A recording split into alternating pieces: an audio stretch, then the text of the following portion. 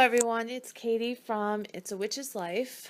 I promised a friend of mine that I would show some of my favorite tarot decks and oracle decks. So I'm going to do this really fast so it doesn't become a 2-hour video because I have quite a few. We're going to start off with the Psychic Tarot by John Holland. It is not a traditional deck, meaning it does not have the pages, knights, queens, and kings. It has the major arcana, and then it has some minor arcana, and then it has something called chakra cards. So let's just take a minute and we'll spread it out so you can look at some of the imagery. Alright, so it's a pretty thick deck. The cards are pretty big. You can see if I hold my hand in comparison, they're pretty big.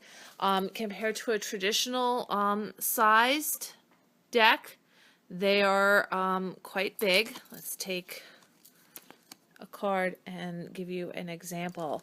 But in terms of oracle decks, it is about the same size as most oracle decks that I've found. Okay, so the black, if my memory serves me correctly, is the major arcana, and 13 is transformation. And so the things I like about this deck are that they have keywords at the bottom. I like the fact that they include chakra cards. Let's see if I can pull out a chakra card. Here's a chakra card right here. This is the base chakra. Okay. Now, I like the vivid imagery that is involved in this. I like the fact that I use it as a very, it's like a springboard for my intuition. So I really like that.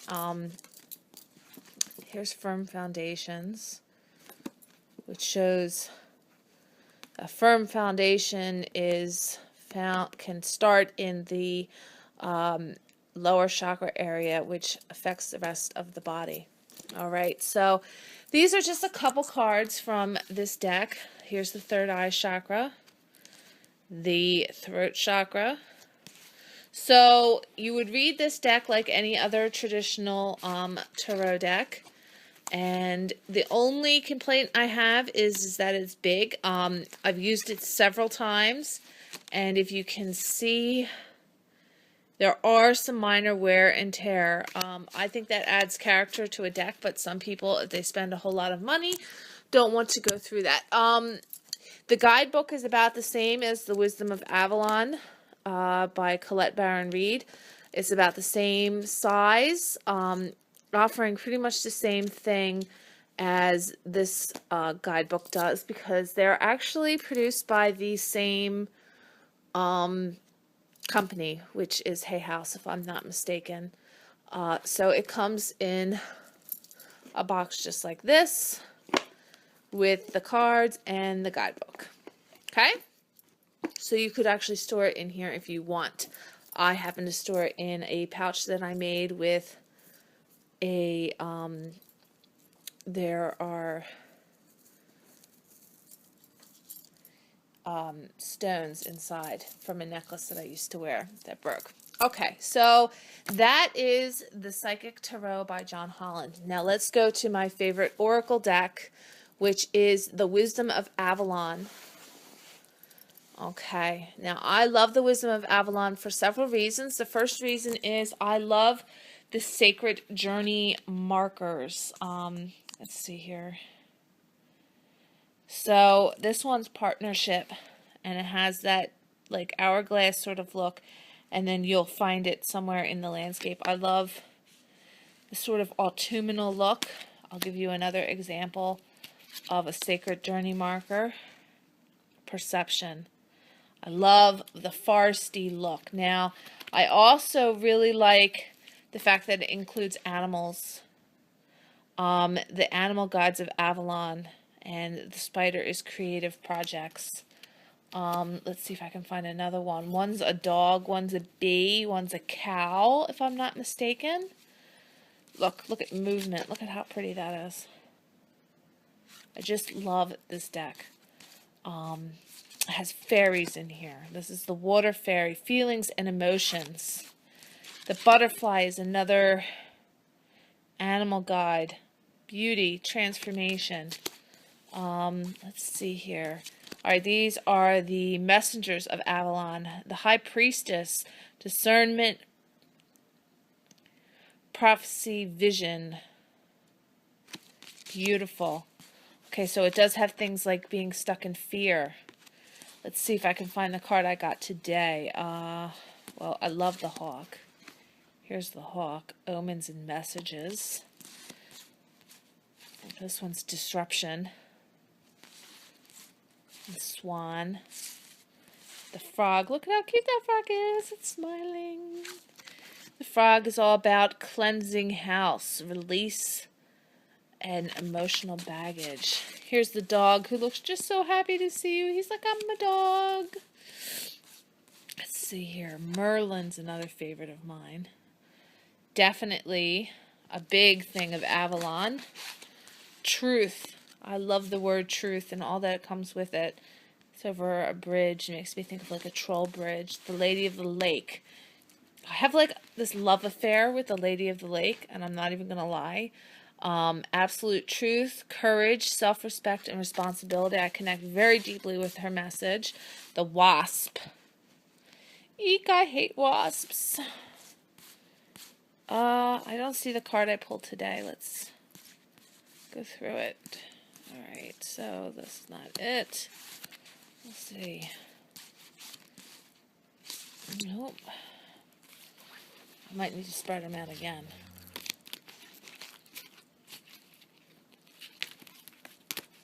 Oh, and no, I thought it had trees in here too, but it doesn't. Perception, wealth, trust, the stag, the queen, the bard, the earth fairy, the cat, the bee, the horse, the goblin, the goblin, the wounded human ego, communication, forgiveness, the mystery, the fire fairy, death. This is what I pulled today.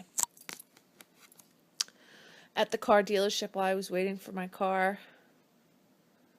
Death. Very interesting. All right, so let's just give you an example of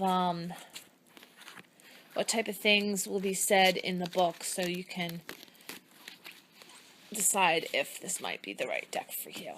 All right. Quickly. 46. So they're in numerical order. So once you find 46, okay. This marker portends a time of transformation, a total change of attitude, the death of the old. Regardless of how death presents itself, it's a necessary aspect of all things. Always remember the phoenix that rises up from its own ashes to soar in the wind, renewed and filled with life. So it goes on to tell you a little more about death. Rejoice, for that which dies fertilizes and fortifies the new. Endings always point to fresh beginnings. So even on a card such as death, you know, it has a good message to share with us. All right, so we'll put that aside. Now we're going to go to the Legacy of the Divine Tarot by Ciro Marchetti. I believe I pronounced his name right. If I didn't, I'm sorry. I don't mean to mispronounce your name. Another well-loved deck. Okay, why I love this deck. I love this deck because I love bright, vibrant colors. Look at how beautiful that is. This is the Hierophant, renamed as Faith. The Two of Wands. Let's see. I'm not a big fan of the Lover's card, but I like the fact that it doesn't necessarily show people within the act of the lovers. The Two of Cups. Strength. Let's see. There you go.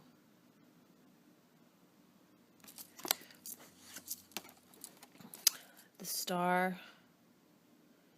It does have some minor nudity in it. I mean, I think that sort of goes without. There we go. We have the Six of Swords. Just beautiful imagery, in my personal opinion. Here's the World. All the signs of the zodiac.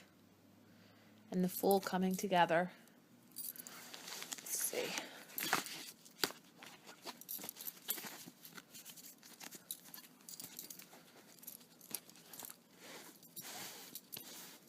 It's hard to put the cards out like this.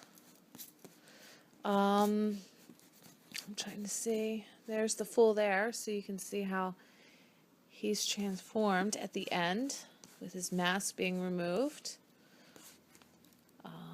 The Wheel.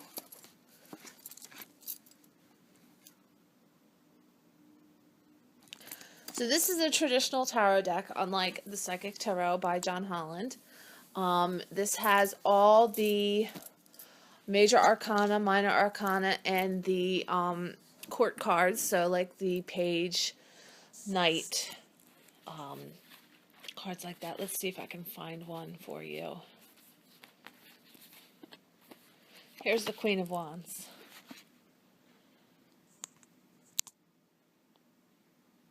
There you go. Beautiful. All right, so that's the Legacy of the Divine Tarot. Beautiful deck. It's a traditional size. The cardstock is pretty good. It's not as thick as John Holland's deck, but it's pretty good. I mean, you can sort of see where it's gotten scuffed and, you know, the edges a little bit, but it's a well-loved deck. I used it for quite a few readings in my day, so there's that. Now, this is a deck I didn't actually talk to you about in our email back and forth. This is called the Wildwood Tarot, and it's actually a really powerful deck. It's really powerful. I really like the imagery involved in it. For example, this card, the Nine of Stones tradition. So it doesn't have the traditional name for the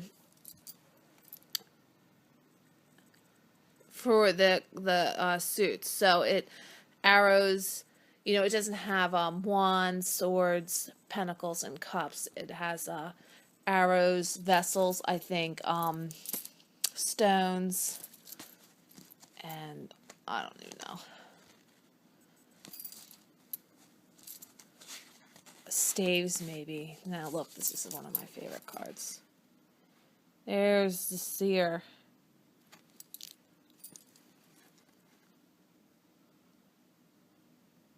Beautiful. I like the little symbol at the bottom. Her medicine bag. It's very shamanic in nature, which is one of the reasons why I like it, because I'm really into shamanism. It's very, you know, animalistic and totemistic in the sense that there are animals portrayed throughout this. See, you can see the green woman, the that dude, woman. It's a woman, not a dude.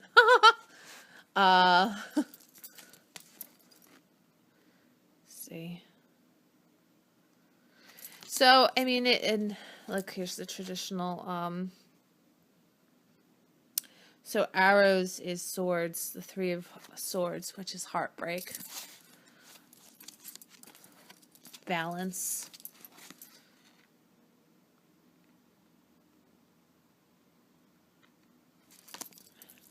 Here's another, here's number 1. This is called the Shaman. You can see the shaman's tools. You know, it's very shamanic in nature, so, you know, it's funny. The Shaman, here's the Green Man. The Emperor. the ancestor. And let's just take a brief minute and talk about the book that comes with it. All right, when you get it, it's going to come in a package, much the size of that, with the cards broken up into 2 groups. You will receive a book like this. It's by Mark Ryan and John Matthews, with illustrations by Will Worthington. Okay, and it goes over introduction to the cards. So it tells you a little bit about each card, position on the wheel, a description, a meaning, reading points, and then it tells you a little bit about it. So this is number 2, the seer, the high priestess. Inspiration, wisdom, oracle prophecy, inner visions, shamanic flight, soul healing, and empathy with nature. And let's just go out of the major arcana into the arrows, which we discussed was swords. So it will tell you about each of the court cards has an animal on it. So now first it talks about the court cards, then it talks about the minor arcana, and it tells you a description. So this is the Ace of Arrows, and then it tells you like a meaning, just reading points, and it does not go over the tracks and pathways, which is just like sort of the keywords.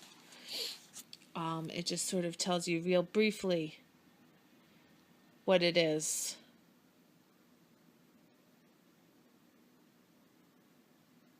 Okay, so that's a little bit about just several of the decks that I really like. I also really happen to like, I think it's called the Wildwood. Oh no, this is the Wildwood. What's it called? I can see the thing over there. Just give me 1 second while I grab it. I'll put you down. Sorry.